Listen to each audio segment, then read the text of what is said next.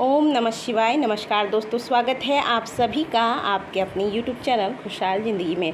दोस्तों, हरतालिका तीज की तैयारी में हम सभी लगे हुए हैं। ऐसे में हरतालिका तीज का जो व्रत है वह सुहागिन तथा अविवाहिता स्त्रियां भी इस व्रत को धारण करती हैं। जो विवाहिता स्त्रियां हैं वह अखंड सौभाग्य की कामना के साथ इस व्रत को धारण करती हैं। वहीं जो कुंवारी कन्याएं हैं वह भविष्य में सुखी वैवाहिक जीवन तथा योग्य वर की प्राप्ति की कामना के साथ इस व्रत को धारण करती हैं।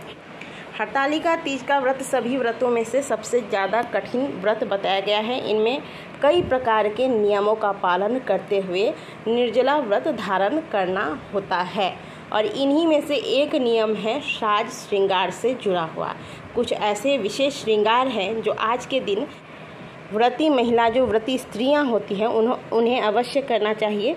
जिनमें से कि कौन कौन से मुख्य श्रृंगार हैं आपको करना है वो हम आज के वीडियो में आपको बताने वाले हैं। अच्छे से समझिए कि इस श्रृंगार के पीछे क्या मतलब है और किस प्रकार से इस श्रृंगार को आपको करना है। ठीक है, बात आती है श्रृंगार की, तो सबसे पहले जब आप श्रृंगार करेंगे तो वस्त्र का चुनाव जब भी करें आप हरतालिका तीज के लिए, तो आप ये ही आप कोशिश करें कि आप लहंगा या साड़ी ही पहने। कई लोग सूट के बारे में पूछते हैं, तो सूट भी पहना जा सकता है। लेकिन इन प्रकार के जो व्रत होते हैं, हरतालिका तीज हो गया, वट सावित्री, करवा चौथ का व्रत, ये सारे व्रत त्योहारों में ना साड़ी की विशेष जो है सुंदरता होती है। तो साड़ी ही धारण करें और साड़ी का जो आप चुनाव करें तो इस प्रकार के चमकीले रंग हो, golden, red colour, yellow colour, maroon colour भी आप ले सकते हैं। लेकिन डार्क कलर से आपको बचना है, डार्क कलर का प्रयोग नहीं करना है। ठीक है, तो ये सबसे पहला हो गया साड़ी। अब आप चाहें तो नई साड़ी लें, और अगर आपके पास पिछला कोई पूजा का आपने साड़ी रखा है जिसे मात्र एक बार ही आपने पहना है और वो आपने धोकर रखा हुआ है संभाल कर, तो वो साड़ी भी आप पुनः प्रयोग कर सकते हैं। ठीक है, साड़ी के बाद बात आती है अब आप साड़ी के बाद आप चूड़ियाँ धारण करेंगे। जो भी आप साड़ी पहन रहे हैं उससे मैच करती हुई चूड़ी ले लें।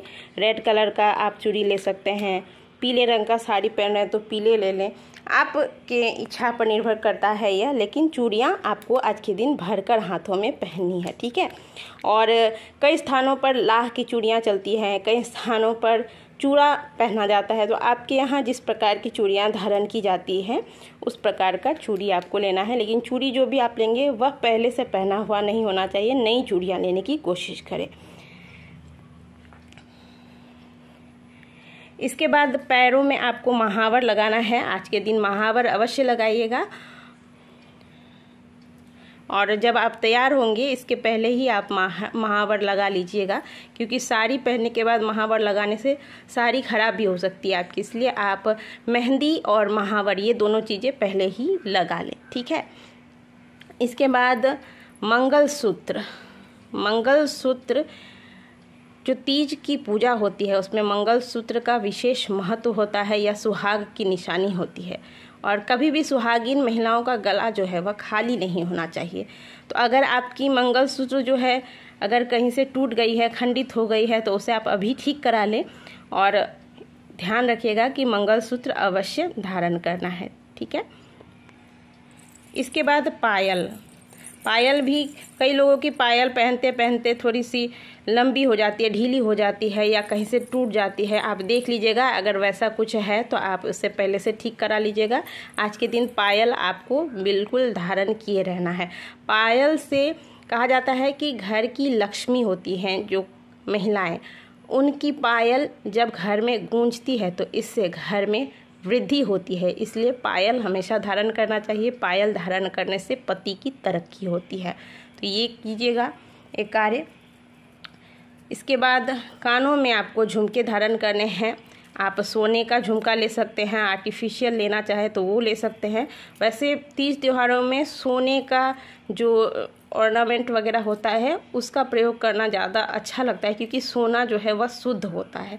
इसलिए अगर है आपके पास शादी ब्याह वाला पहले का सोने का झुमका वगैरह तो वही धारण करें, नहीं है तो फिर जो है आपके पास आर्टिफिशियल वही धारण कीजिएगा।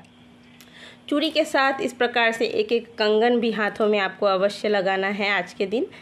सुहाग की एक निशानी मांग टीका भी होती है। तो एक जो भी आपने जो शादी में मांग टीका पहना होगा गोल्ड का या फिर कोई आर्टिफिशियल है, जो भी आपको पसंद आया है आपके ड्रेस के साथ जो भी आपने मैच करके रखा है, पूजा के दौरान मांग टीका अवश्य धारण कीजिएगा। ठीक है। इसके बाद बारी आती है अंगूठी की। हाथों में अंगूठियां धारण करके रखिएगा आज के दिन पूजा के दौरान। और हाँ, पायल के साथ बिछिया भी आपको धारण करनी है। यहाँ पे मैंने आपको दिखाया नहीं है, लेकिन बिछिया भी सुहाग की निशानी होती है। और बिछिया हम सभी किसी भी पूजा में माता पार्वती को भी अवश्य चढ़ाते हैं। तो अगर हो सके तो आज के दिन माँ पार्वती को भी एक बिछिया का जोड़ा अवश्य अर्पित कीजिएगा। बिंदी, आजकल कई महिलाएं होती है ना, बिंदी नहीं लगाती हैं।